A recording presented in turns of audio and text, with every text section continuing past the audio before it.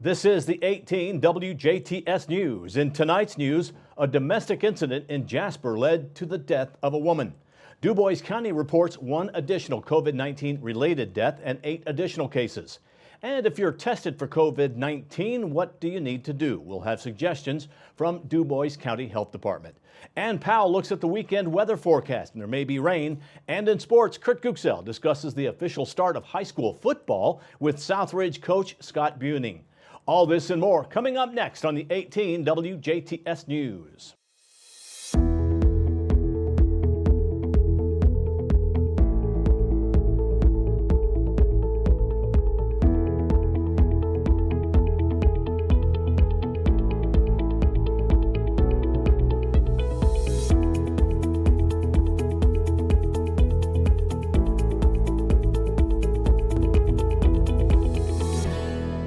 Thank you for tuning in. I'm Bill Potter with the WJTS News.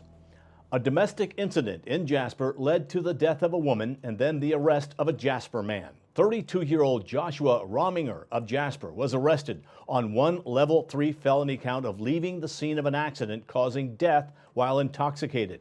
On Wednesday night, just before 6 p.m., officers were called to a house in the 1300 block of Newton Street regarding a hit and run. When officers arrived, they found out the incident was actually a domestic dispute between Rominger and a woman. Officials learned that Rominger was leaving the house when he ran over the woman with the rear wheel of his truck. Then he left. Just before 7 p.m., the woman was pronounced dead at Memorial Hospital. Rominger was later found in Paoli, and it was later found out that Rominger was under the influence of marijuana. Someone messing around at the Jasper Municipal Pool led them to getting arrested. 35-year-old Eric Krieger was arrested on a Class A misdemeanor charge of criminal trespass and Class B misdemeanor count of disorderly conduct. Wednesday night around 4 p.m., officers rolled to the Jasper Municipal Pool after they got a call about a man being disorderly. Officers asked Krieger to leave the pool several times, but he refused and continued arguing with police. Krieger was soon arrested and taken to the DuBois County Security Center. A Kentucky woman is facing charges after refusing to stop for police in Jasper. 32-year-old Lauren Gossam of Owensboro, Kentucky, was lodged into the DuBois County Security Center on Wednesday and charged with resisting law enforcement with a vehicle and reckless driving. She was also cited for disregarding an automatic signal and a stop sign. Gossam refused to stop for police and was seen passing several other vehicles going southbound on Newton Street. Gossam was pulled over near 2nd Street and taken into custody without further incident. All parties are innocent until proven guilty. The DuBois County Health Department is reporting one additional COVID-19 related death and 8 additional cases. This brings the county's total to 587 positive cases and 11 deaths. Now, the total number of deaths remains at 11 because an investigation into the previously counted person concluded that COVID-19 was not listed as the cause of death. Out of these 587 positive cases, 340 have recovered. Also, as always, remember to practice social distancing. Wear a cloth face covering whenever you're out in public, such as this, and wash your hands frequently with soap and water. Indiana's COVID-19 numbers have been updated. As of Thursday afternoon, the Indiana State Department of Health is reporting 2,746 deaths, 65,253 positive cases, and 735,848 individuals have been tested for the virus. Here are the numbers for our listening area. In DuBois County, as we mentioned, 587 cases and 11 deaths. Pike County, 32 cases. Spencer County, 110 cases, 3 deaths. In Perry County, 173 cases, 12 deaths. Martin County, 42 cases. Davies County, 224 cases, 19 deaths. Orange County, 158 cases, 24 deaths. Crawford, 40 cases. Gibson County, 193 cases, 3 deaths. Warwick County, 458 cases, 29 deaths. And Vanderburgh County, 1,579 cases and 8 deaths. You want to see a map of those cases and more information by county?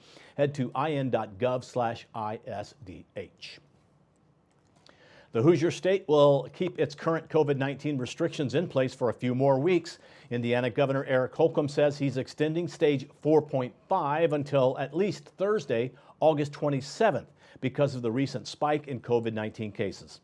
The following restrictions will stay in place, and I know you've heard these before, but we're going to go over them again.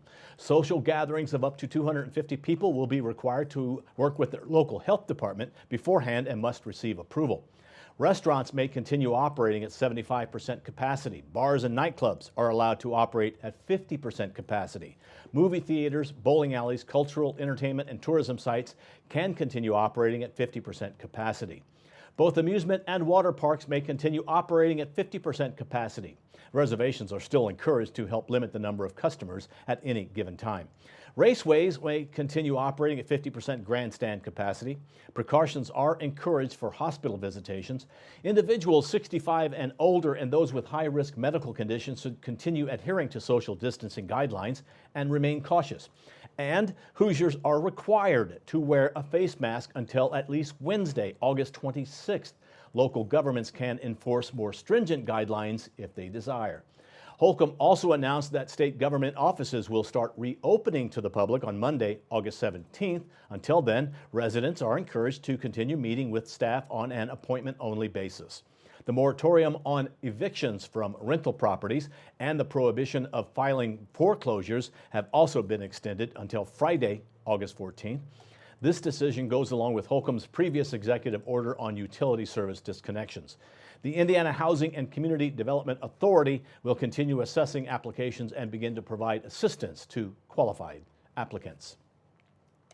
All right, for those of you who got tested for COVID-19 and are wondering what you really need to do, here's some tips brought to you by local health departments. So if you just got tested for COVID-19, what's next? The first thing you should do is stay home.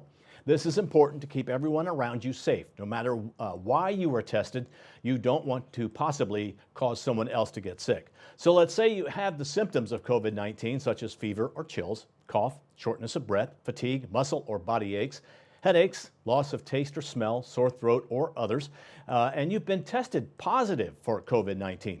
You should take isolation in your home. That is, away from others around you, including family members, for at least 14 days. You should call your employer as soon as possible once you get the results, and you'll soon get a call every 7 days from the state health department case manager. They will determine if you can safely be released from isolation. But what if you get tested negative and you still feel sick? You should still take isolation. However, you should only have to wait until it is at least 10 days since the onset of symptoms and when you're 24 hours fever-free without fever-reducing medication. Now let's say you were a named close contact and you've tested negative. Here you should go into quarantine. Quarantine is different than isolation. During quarantine, stay home. Check your temperature twice a day and watch for symptoms of COVID-19 because you could turn positive at any point in the 14-day quarantine period. Keep your distance between yourself and others. If you develop symptoms, isolate yourself at home. Call your doctor if your symptoms worsen. You should stop your quarantine when at least 14 days has passed since your last day of exposure to the positive case. If you test negative for COVID-19, just resume normal activity within state guidance. Make sure to check your temperature and watch for symptoms of COVID-19. If you have any other questions, you should contact your local health department as well. And in upcoming election news, Tim DeMott is seeking re-election for Greater Jasper Consolidated School Board seat, Bainbridge District 4. DeMott is a 1995 graduate of Jasper High School and has a bachelor's degree from Indiana University, dual majoring in criminal justice and history, as well as a law degree from Indiana University, Indianapolis.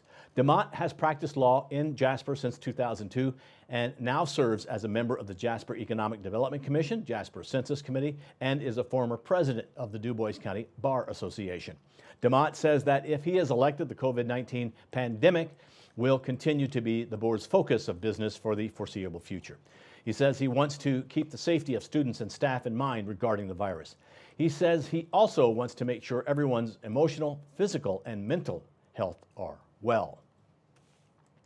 A Hoosier National Forest employee has been nationally certified. Travis Schwame recently completed the USDA Forest Service's National Advanced Silviculture Program, or NASP, and earned his silviculture certification. Swaim has a master's degree in forestry and has worked as a professional forester or forestry technician on several national forests for 10 years. He joined the Hoosier National Forest staff in 2018 and had previously begun the 3-year process to become certified. Silviculture is the art and science of controlling establishment, growth, composition, health, and quality of forests and woodlands. This is accomplished by applying different types of silviculture treatments such as thinning, harvesting, planting, pruning, prescribed burning, and site preparation.